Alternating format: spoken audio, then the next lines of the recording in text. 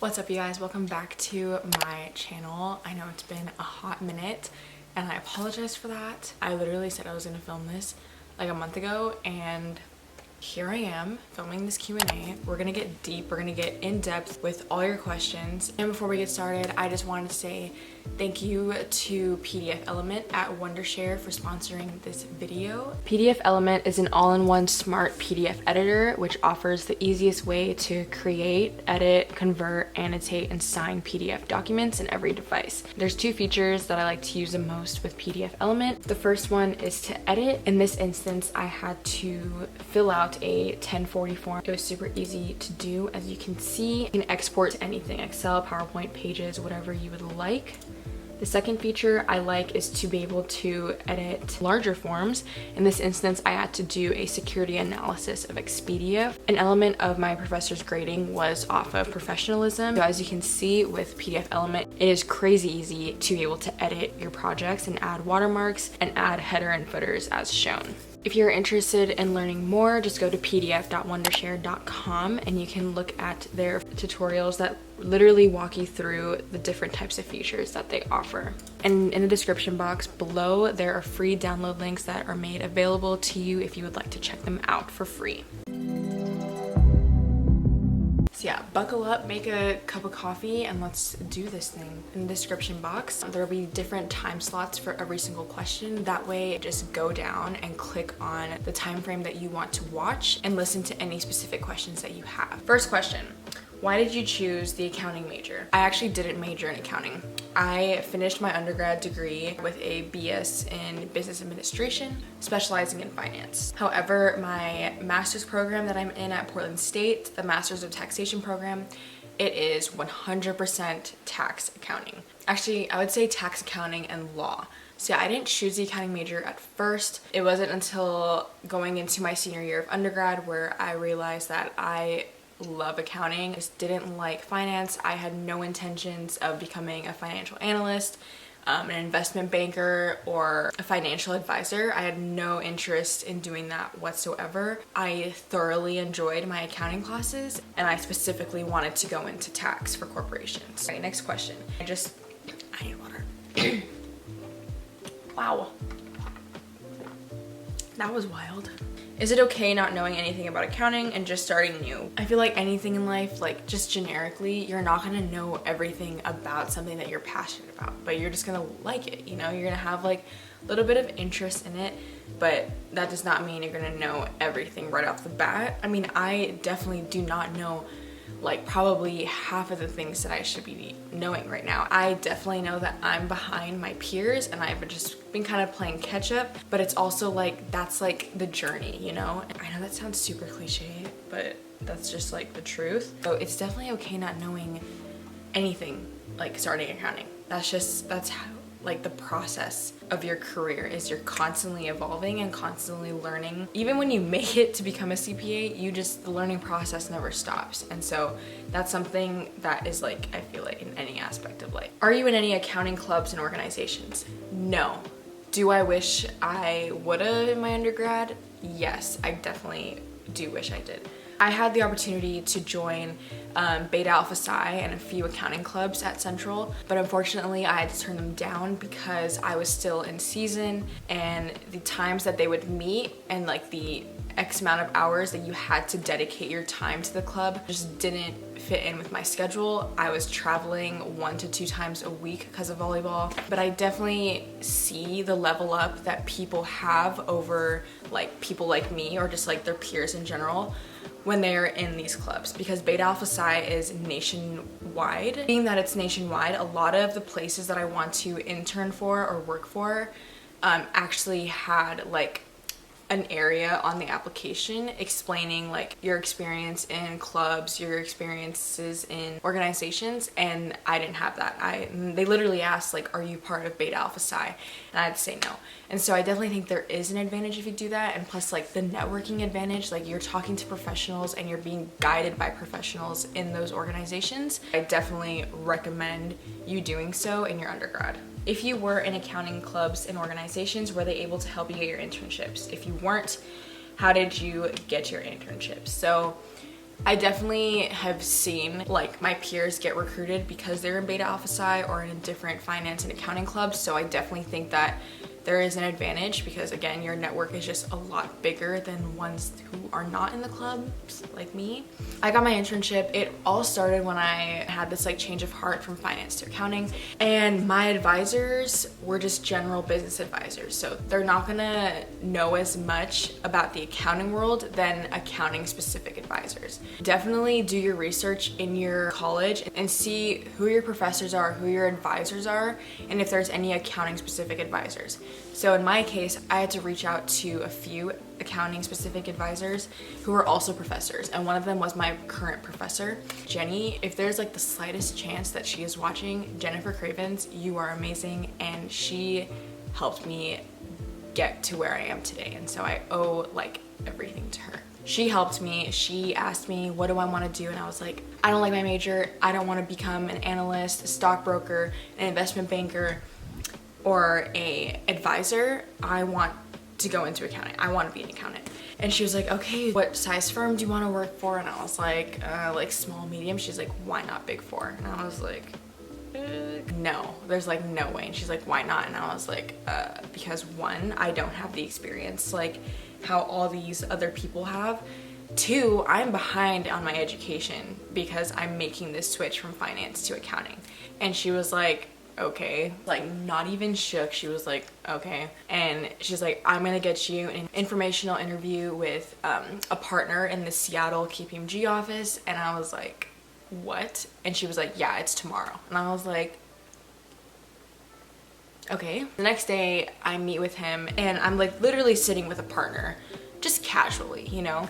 And I'm so grateful for that opportunity because he saw something in me that I didn't see at the time and was like, look, we value college students' like perspectives, and we value their ability to just be honest and be humble about where they're at. Because in that interview, I was extremely honest. I told him that I'm so far behind. I don't feel like I'm like on a level playing field with my peers, which I'm not, and that's fine, you know? And he was like, for you to express that humility like that, it's like firms like us value that, not just all about brains, but we value character. One thing led to another. I had a few more interviews, and then I finally had my final 2 interviews with a partner and a 20-year, I don't know what like the title is, but he worked there for like over 20 something years, and he's also one of my professors in the MTax program at Portland State. And one thing led to another, and I landed the internship. And so that's how I got that internship. And they suggested that I go to Portland State to get my master's of taxation to get those credits to become CPA eligible. So yeah, it all started from my advisor. And one thing led to another, got recommendations to do things to get me back on track of where I need to be, and then I landed the internship. Next question.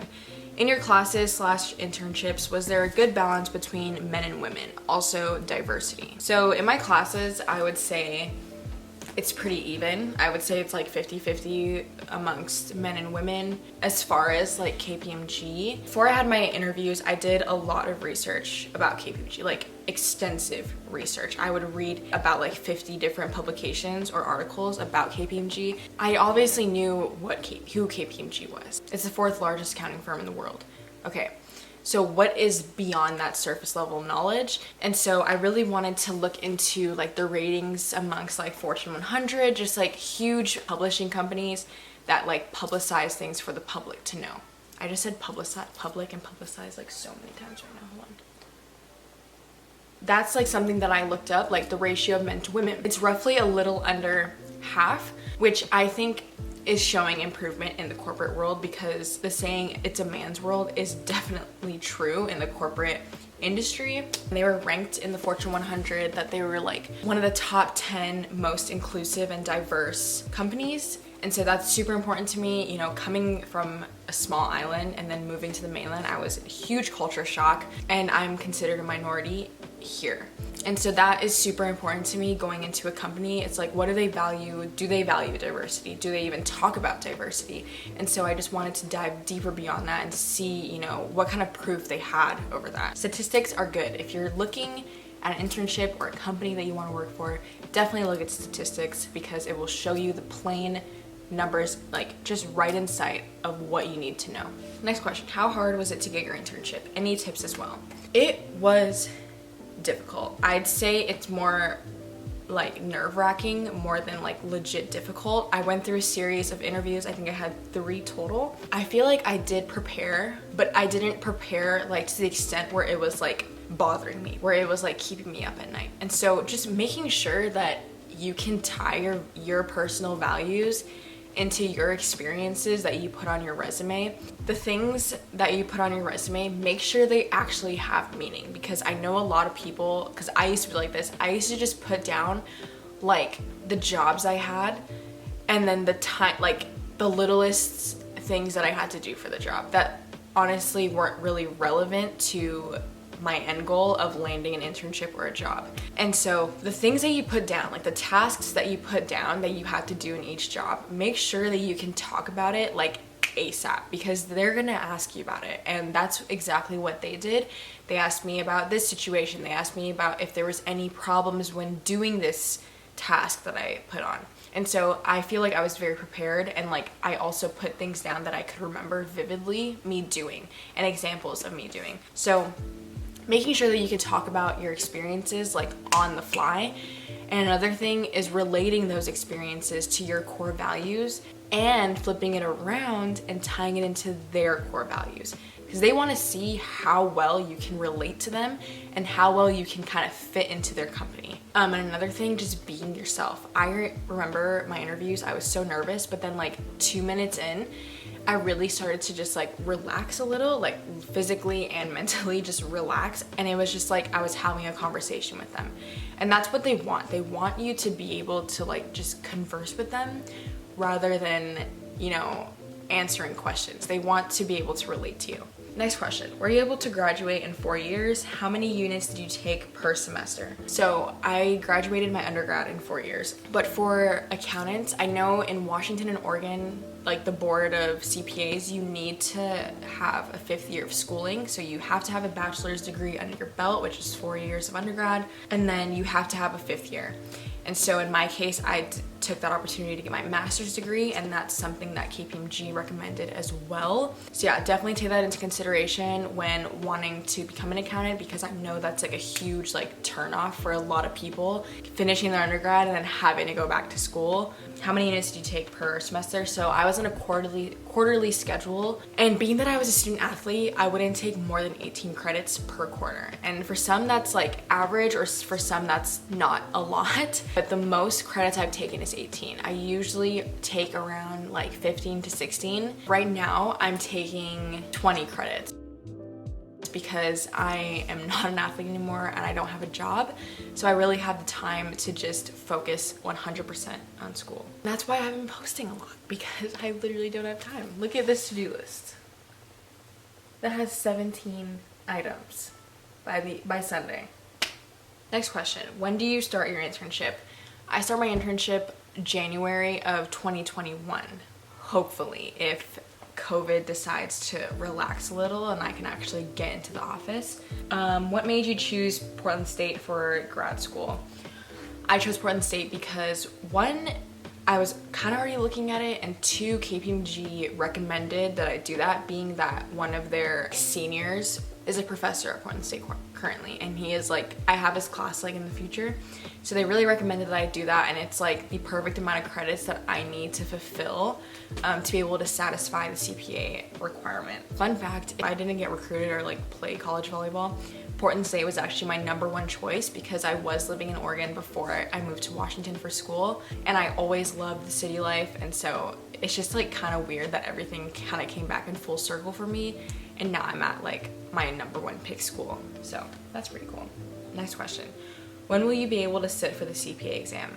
So I did have a timeline for all of this, but it's kind of getting blurry right now. So my best guess right now would be either late 2021 or early to mid 2022. but who knows, it could be late 2022. But I know that it's either 2021 or 2022, nothing past 2023. So yeah, that is all the questions that I have from this. Thank you guys so much for participating in this. This was super fun, and I am definitely looking to make more Q&As. So if you have any other questions, feel free to drop them down below in the comments. Follow me on Instagram so you can participate in the next accounting Q&A or just a Q&A in general. So, and I also just wanted to thank PDF Element at Wondershare for sponsoring this video. If you guys like this video, don't forget to give it a thumbs up and hit the subscribe button. Thank you guys for watching.